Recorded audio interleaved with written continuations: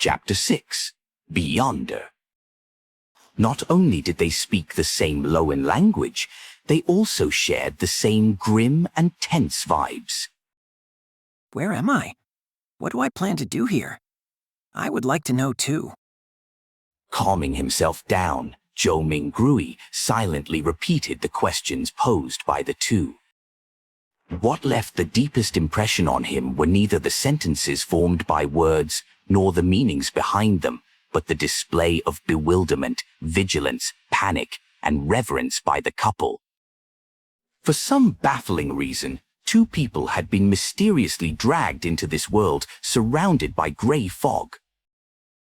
As the perpetrator, Zhou Mingrui was already feeling abnormally dumbfounded and startled, let alone the couple who was pulled into this mess completely passively. For them, such events and encounters might already be beyond their imaginations, right? Momentarily, Zhou Mingrui thought of two options. The first option was feigning victimhood to hide his true identity, and in turn gain a considerable amount of trust.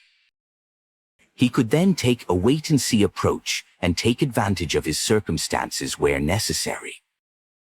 The other option was to maintain his mysterious identity in the eyes of the couple. He could then affect the subsequent development while gleaning valuable information from them. Without the luxury of time to deliberate over the situation, he grasped hold of the thought that flashed across his mind.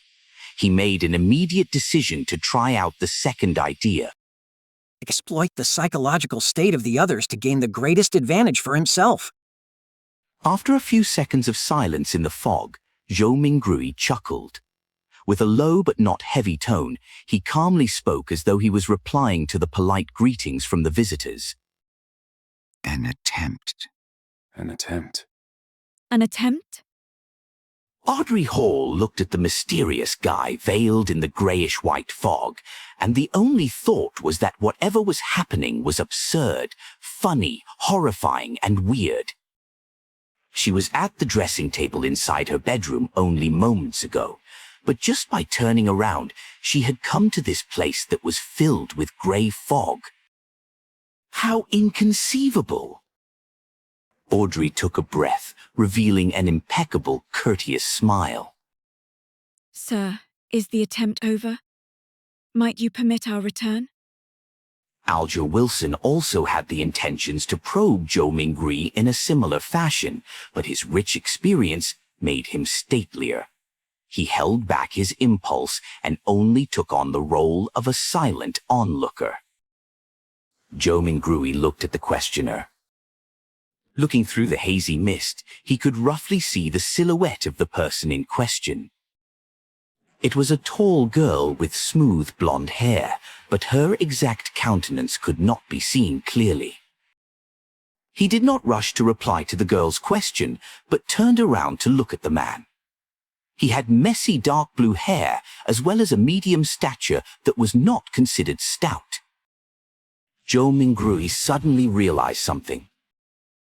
Once he became stronger or had a deeper understanding of the foggy world, perhaps it was possible for him to see through the fog and discern the girl and the man. In this situation, they are the visitors, and I'm the master. After changing his mindset, Zhou Mingrui instantly noticed details that he had neglected earlier on. The girl with a melodious voice and the mature, withdrawn man both looked considerably incorporeal.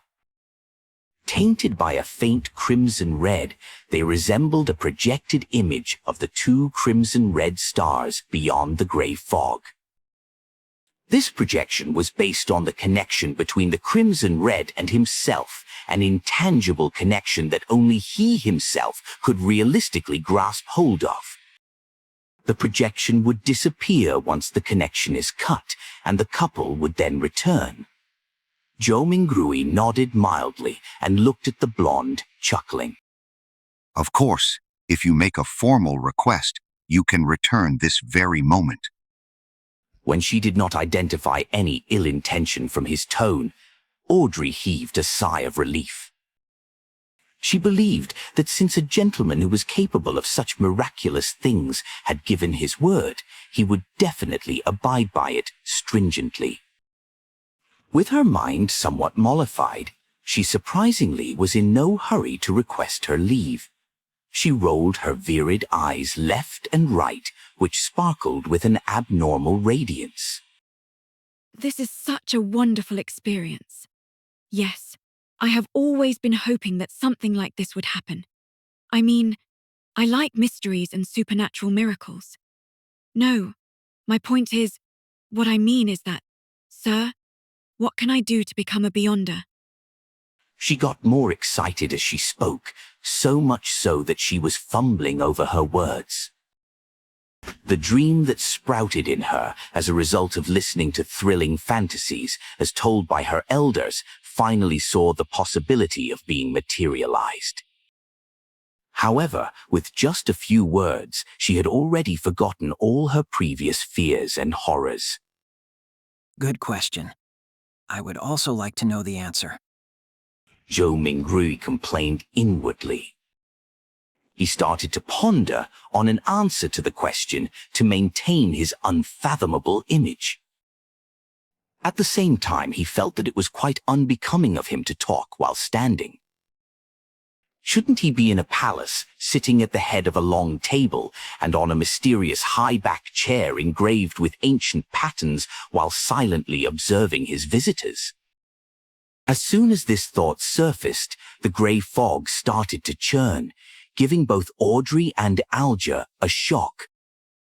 In an instant, they saw a number of towering stone pillars around them. Above them was a vast dome that encapsulated them. This entire edifice looked magnificent, grand, and lofty, just like a legendary palace for giants. Directly under the dome where the grey fog gathered, a long bronze table appeared with 10 high-backed chairs on either side in asymmetrical arrangement, along with a chair on each of the two ends of the long table.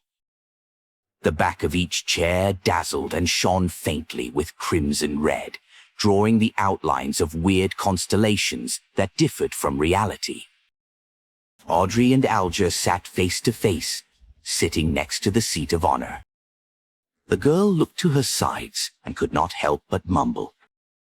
How fascinating. It is certainly fascinating. Zhou Mingrui extended his right hand and caressed the edge of the bronze table, a little while maintaining an unperturbed expression.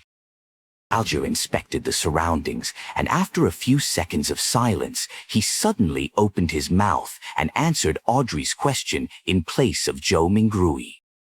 Are you from Lowen? If you want to become a Beyonder, join the churches of either the Evernight Goddess, the Lord of Storms, or the God of Steam and Machinery. The majority of us will not meet a Beyonder our entire lives. This has caused churches, and even some clergymen within some of the biggest churches, to suspect the same.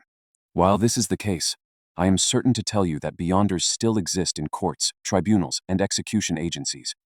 They are still fighting against the dangers that grow in the dark, only that their numbers are much fewer as compared to before and during the early days of the Iron Age. Zhou Mingrui listened attentively, but he tried his best to present himself as paying little attention to Alger's words, much like how he was listening to kids telling stories. Relying on Klein's fragmented general knowledge of history, Zhou Mingrui knew clearly that the Iron Age referred to the current epoch, which was the fifth epoch that began 1349 years ago. Audrey silently listened to Alger finish his sentence before sighing. Mister, I know all about what you just said. I even know more than that, including the Nighthawks, the mandated punishers, and the machinery hive mind. But I don't want to lose my freedom. You can't become a Beyonder without sacrifices. If you don't consider joining churches and accepting their given challenges, you can only seek the royal families and the few nobles with family histories of more than 1,000 years. If not, you can rely on your luck to search for clandestine evil organizations. Audrey puffed her cheeks subconsciously and looked around in a fluster. After confirming that both the mysterious man and Alger did not notice her tick, she pressed.